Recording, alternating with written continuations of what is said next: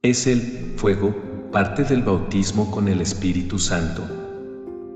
Ningún cristiano puede ser bautizado con Espíritu Santo y fuego. En la gran mayoría de las iglesias cristianas se enseña y se cree la doctrina del bautismo en el Espíritu Santo y fuego. En estas iglesias los creyentes le suplican a Dios que los bautice de dicha manera. Pero lo cierto es que Él no puede hacer semejante cosa con nadie. Esta enseñanza está basada en una incorrecta interpretación y aplicación de lo que la Biblia realmente dice acerca de este tema. Jesús nunca prometió bautizar con el Espíritu Santo y fuego. La única persona que la Escritura menciona haber empleado esta expresión fue Juan el Bautista. Ahora bien, para lograr una acertada interpretación acerca del tema en discusión, tenemos que emplear una de las reglas más básicas de la hermenéutica, interpretación de la Biblia, del griego, hermeneuein, el arte de interpretar los textos, que es consultar los pasajes paralelos, acomodando lo espiritual a lo espiritual, 1 Cor 2.13. Un método que he estado usando por muchos años, desde que comencé a estudiar la Biblia, mucho antes de saber lo que era la hermenéutica, y que me ha dado muy buenos resultados. Con pasajes paralelos entendemos aquí los que hacen referencia el uno al otro, que tienen entre sí alguna relación o tratan de un modo u otro de un mismo asunto. Esto es, tenemos que comparar lo que la Biblia dice en relación al mismo tema en sus diversos libros o en toda la Escritura. La regla es permitir que la Escritura sea su propio intérprete, comparar lo que la Biblia dice con lo que la Biblia dice, la Escritura explicada por la Escritura. Teniendo esto en cuenta, veamos lo que Jesús enseñó acerca del bautismo en el Espíritu Santo y lo que Juan el Bautista dijo respecto a lo mismo, ya que, al comparar ambas declaraciones, dentro de sus respectivos contextos, podremos encontrar la adecuada interpretación de este tema. Esto dijo Jesús, porque Juan ciertamente bautizó con agua, mas vosotros seréis bautizados con el Espíritu Santo dentro de no muchos días. HCH 1.5. El apóstol Pedro citó estas palabras que Jesús dijo, mientras narraba lo que había acontecido en casa de Cornelio. HCH 11.16. Note que Jesús no mencionó el fuego en esta declaración. Ahora veamos lo que Juan el Bautista dijo. Yo a la verdad os bautizo en agua para arrepentimiento, pero el que viene tras mí, cuyo calzado yo no soy digno de llevar, es más poderoso que yo. Él os bautizará en Espíritu Santo y fuego. MT 3.11. ¿Por qué Juan añade el fuego en su declaración mientras que Jesús no? La respuesta a esta pregunta es, porque Juan, en esta ocasión, usó el fuego para referirse a juicio, a condenación, al castigo eterno del que será víctima todo aquel que rechaza el mensaje del Evangelio. Véase 2 TS 1.8, E10.27, 12.29, Jud 7, A 20.15, 21.8. Compárese con Jaén 5.22 a 29, HC 17.31, Mal 4.1, 2 Tes 1 de julio de 10. ¿Y cómo uno puede llegar a semejante conclusión? Pues, bien, usando la regla de hermenéutica que ya mencioné, comparando los distintos pasajes de la Biblia que hablan de lo mismo. Los pasajes paralelos en los que estaremos desarrollando esta discusión son MT 3 de enero de 12, MR 1.4 a 8, LC 3 de enero de 20, Jaén 1.19 a 28. Además de esta regla, vamos también a emplear otra muy conocida, y es la regla de las 3 preguntas, que dice el texto. ¿Quién lo dice? ¿A quién lo dice? Ya sabemos qué dice el texto, y también sabemos quién lo dice. La respuesta a la tercera pregunta de esta regla es la que nos arrojará luz para obtener la armonía adecuada entre las palabras de Jesús y Juan el Bautista, y así conseguir la correcta interpretación del tema en cuestión. ¿A quién lo dijo Juan? Entre la audiencia de Juan se encontraban 2 grupos, los que eran bautizados por él en el Jordán, confesando sus pecados, Mt. 3.6. Este grupo lo integraban los de Jerusalén, los de toda Judea, y los de toda la provincia de alrededor del Jordán, vs 5, entre los cuales también se encontraban publicanos y soldados, LC 3.12, 14.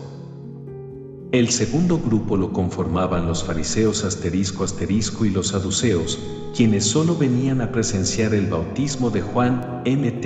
3.7. Lucas se refiere a ambos grupos como un pueblo que estaba en expectativa, preguntándose todos, creyentes e incrédulos, en sus corazones. 3.15. La prédica de Juan comenzó con un mensaje en general, respondió Juan, diciendo a todos, LC 3.16, arrepentíos, porque el reino de los cielos se ha acercado, Mt. 3.2. Pero fíjese cómo, al ver el que muchos de los fariseos y de los saduceos venían a su bautismo, vs 7, Juan cambió su mensaje y lo hizo directo, generación de víboras. ¿Quién os enseñó a huir de la ira venidera?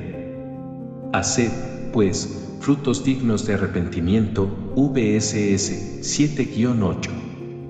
Este estilo de prédica se extendió hasta el verso 12 de este capítulo. Pero es en el versículo 10 en el que Juan menciona el fuego como una figura del castigo que recibirían los que rechazaban su mensaje, los fariseos y los saduceos. Por tanto, todo árbol que no da buen fruto es cortado y echado en el fuego. Luego, en el verso 11, el Bautista regresa su homilía a los que eran bautizados por él. Yo a la verdad os bautizo en agua para arrepentimiento, pero el que viene tras mí, cuyo calzado yo no soy digno de llevar, es más poderoso que yo, él os bautizará en Espíritu Santo. No le omití el fuego al versículo. Lo que ocurre es que es en esta parte del verso en donde se genera la confusión que nos impide interpretar la enseñanza correctamente. Y esto es debido al mal uso que le damos a la conjunción y, la cual ligamos, indebidamente, a la parte del verso que habla del bautismo en el Espíritu Santo, sacándola del verdadero contexto. En la primera parte del verso Juan se estaba refiriendo a los que él estaba bautizando, a los creyentes. Pero una vez que él les hubo mencionado la bendición que recibirán los que creyeran en Jesús, Juan cambia nuevamente el mensaje y lo dirige a los incrédulos, fariseos y saduceos, advirtiéndoles del fuego o juicio del que serían víctimas. Y esto lo podemos deducir de lo que dice el resto de su discurso en el verso 12, luego de haber mencionado el fuego, su aventador está en su mano, y limpiará su era, y recogerá su trigo, los creyentes, en el granero, y quemará la paja, los incrédulos, en fuego, el fuego que ya había mencionado anteriormente, mientras hablaba del Espíritu Santo, que nunca se apagará. Por lo tanto, Juan estaba hablando acerca de dos bautismos, el Espíritu Santo, para los que creían a su mensaje y eran bautizados, y el fuego, como forma del castigo que recibirían los que rechazaban su mensaje. En este caso los fariseos y saduceos, quienes habían creado su propia religión y habían inventado su propio método de acercarse a Dios y de salvarse de la condenación y del castigo eterno. Para clarificar más el asunto, y comprobar que esto de los dos bautismos es así, como lo explico, continuando con las ideas paralelas, vayamos a MR 1.4 a 8. En este pasaje, el evangelista Marcos narra el mismo suceso, pero, si observas bien el texto, en su escrito, Marcos solo incluye uno de los grupos de la audiencia de Juan, los que creían y eran bautizados, los de Judea y Jerusalén, 1.5, el mismo grupo que Mateo incluyó en su narración, 3.5. En este discurso, el que Marcos narra, Juan también hace mención del bautismo en el Espíritu Santo. Solo que, en esta ocasión, no se menciona el fuego. ¿Por qué? Por lo que dije antes, que Marcos únicamente menciona el grupo de creyentes como audiencia de Juan, los fariseos y saduceos están excluidos. Estos, lo que Marcos y Mateo narran, no son dos eventos diferentes, es el mismo y único evento. Lo que lo hace diferente es quienes lo escribieron. Mateo incluyó ambas audiencias, creyentes e incrédulos, 3.5 a 7. Por lo tanto, tuvo que incluir también la frase completa de Juan concerniente a los dos bautismos, el del Espíritu Santo y el de fuego, 3.11, para que, de este modo, el lector pudiera comprender lo que él, más adelante, diría acerca del trigo y la paja en el versículo 12. En cuanto a Marcos, como en su narración él solo menciona a los creyentes como el grupo que atendía a la homilía de Juan, NR 1.5, no era necesario añadir el fuego, VS 8, ya que los que se arrepienten y se convierten a Dios, no son reos de eterna condenación, ya en 5.24. Por esta misma razón es que Jesús tampoco mencionó el fuego, porque le hablaba a sus discípulos, y estos, al igual que los discípulos de Juan, no eran reos de juicio. El Evangelio del apóstol Juan 1.32 a 33 registra la declaración que hizo Juan el Bautista, en la que él revela que Jesús sería quien bautizaría con el Espíritu Santo, y aquí tampoco menciona el fuego. Y tómese en cuenta que Juan confesó que fue Dios quien le dijo a él que Jesús es el que bautiza con el Espíritu Santo, ni el mismo Padre mencionó el fuego. Lo que aconteció a los que estaban unánimes juntos en el día de Pentecostés, que se les apareció lenguas repartidas, como de fuego, asentándose sobre cada uno de los que estaban allí reunidos, y de que hayan sido todos llenos del Espíritu Santo, y comenzaran a hablar en otras lenguas, no tiene, en nada, que ver con la declaración de Juan. Las lenguas, llamaradas, lengüetas, de fuego que se aparecieron sobre sus cabezas, eran una señal externa para demostrar físicamente o visiblemente que el Espíritu Santo había sido derramado por primera vez sobre los creyentes en Cristo, y así confirmar que el Señor había cumplido su promesa, ya en 7.37 a 39, 14.16 a 17, 26, 15.26, 16.7, 13, LC 11.13. Ya los discípulos habían recibido el Espíritu Santo, Jesús había soplado sobre ellos, ya en 20.22, pero no habían sido llenos de él, ni habían sido investidos de poder, HC 1.8. Esto estaba reservado para el día de Pentecostés, en donde más personas, y no únicamente ellos, recibirían la promesa del Padre, HC 1.4 a 5, 8. Estas lenguas de fuego no se vuelven a mencionar en ninguna otra parte de la Biblia, ni aun en las ocasiones en las que los discípulos impartieron el Espíritu Santo por la imposición de manos. Véase HCH 2.38, 8.14 a 17, 9.17, 10.44 a 47, 11.15 a 16, 19, 1 a 7. Durante el bautismo de Jesús, el Espíritu Santo descendió sobre él en forma corporal, como paloma, LC 3.21 a 22. Esto no significa que el Espíritu Santo sea una paloma, sino que tomó una forma física o visible, similar a lo que aconteció con las lenguas de fuego en el aposento alto, con la que pudiera manifestar su presencia, de manera que los espectadores se pudieran percatar de ello. Esta manifestación fue respaldada con la voz del Padre, y es el equivalente al bautismo del Espíritu Santo que recibimos los cristianos, ya que Jesús, como el Hijo del Hombre, su naturaleza humana fue y es tan real como lo es su divinidad. Phil 2.7, E 2.17, 4.15, también necesitaba la unción del Todopoderoso mientras estaba en la tierra. Véase LC 4.16 a 21. HCH 10.38. La paloma y el fuego son usados en la Biblia como símbolos del Espíritu Santo.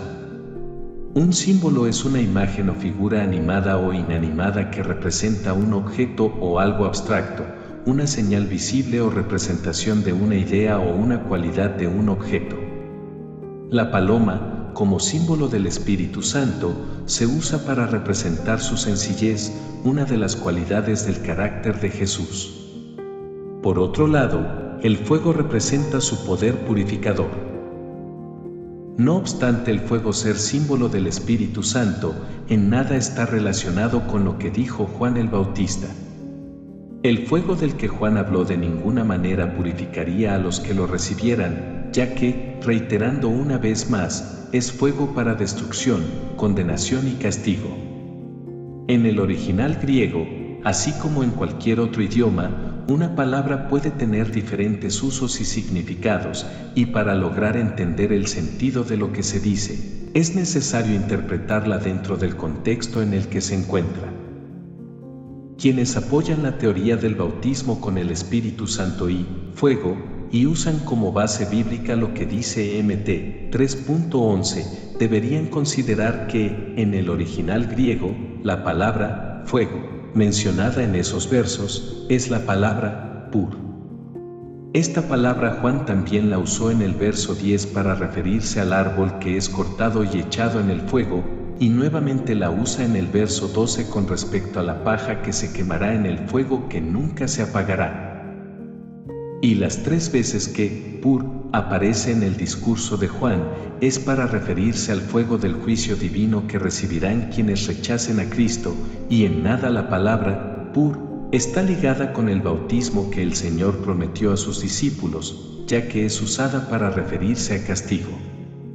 De manera que, para el cristiano, no puede haber un bautismo con el Espíritu Santo y juicio o fuego. Si en vez de citar estos pasajes aisladamente los usáramos dentro de sus respectivos contextos, nos daríamos cuenta que 1. Jesús no mencionó el fuego cuando habló del bautismo con el Espíritu Santo. Véase HCH 1.5. 2. Juan el Bautista fue quien lo mencionó, y lo hizo para referirse a las 2 maneras en las que el Señor bautizaría: Espíritu Santo para los que creyeran en Él, y fuego, juicio, castigo, divino para quienes le rechazaran.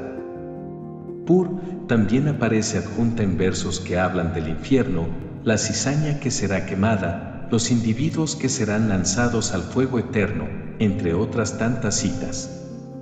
Véase Mt 5.22, 13.40 a 42, 50. Resumiendo el tema, ningún cristiano puede ser bautizado con el Espíritu Santo y con fuego o juicio, ya que esta declaración incluye 2 tipos de bautismos para 2 distintas categorías de personas: el Espíritu Santo para los cristianos y el fuego para los impíos. Si eres partidario de la doctrina del bautismo con el Espíritu Santo y fuego, seguramente te costará estar de acuerdo con esta interpretación bíblica. Esto, mayormente, se debe a 3 cosas. 1. Las doctrinas mal enseñadas son como las malas costumbres: una vez se aprenden, se hace muy difícil sustituirlas por las apropiadas. O son como la hierba, que una vez han echado raíces, es difícil o casi imposible poderlas desarraigar. 2. Muchas personas estudian la Biblia subjetivamente, ya tienen sus mentes resueltas en lo que creen o aprendieron, y leen o estudian la Biblia buscando cómo apoyar sus creencias. No intentan objetivamente descubrir cuál es la verdadera enseñanza entretejida en los versos de la Santa Escritura. Y cuando se tropiezan con una enseñanza como esta, no hacen lo que el pueblo hacía, cuando los levitas, en tiempo de Nehemías, hacían entender al pueblo la ley, y el pueblo estaba atento en su lugar. Y leían en el libro de la ley de Dios claramente, y ponían el sentido, de modo que entendiesen la lectura. Ne 8.7 a 8. 3. Muchos cristianos pasan horas viendo la televisión, hablando por teléfono, navegando en el Internet, sumergidos en las redes sociales, pero no dedican el tiempo suficiente para estudiar la Biblia. Ellos prefieren que sean otros los que se quemen las pestañas estudiando, y optan por venir a la iglesia a que se les enseñe lo que ellos mismos no han querido estudiar. Estos tienen que imitar a los cristianos de Berea, quienes eran más nobles que los que estaban en Tesalónica, pues recibieron la palabra con toda solicitud, escudriñando cada día las Escrituras para ver si estas cosas eran así. HCH 17.11. Gran cantidad de miembros en las iglesias ni siquiera se toman la molestia de comparar lo que se está enseñando desde el púlpito con lo que las Escrituras dicen. Si bien la Santa Biblia dice que tenemos que probar los espíritus, maestros, si son de Dios, 1 ya en 4.1. Y la manera de probar, escudriñar, estos espíritus no es a través de algún don especial, sino comparando lo que ellos dicen con lo que la Biblia dice. VSS 2-3. Pídele al Señor que haga contigo lo que hizo con sus discípulos, que les abrió el entendimiento para que comprendiesen las Escrituras. LC 24.45. Amén.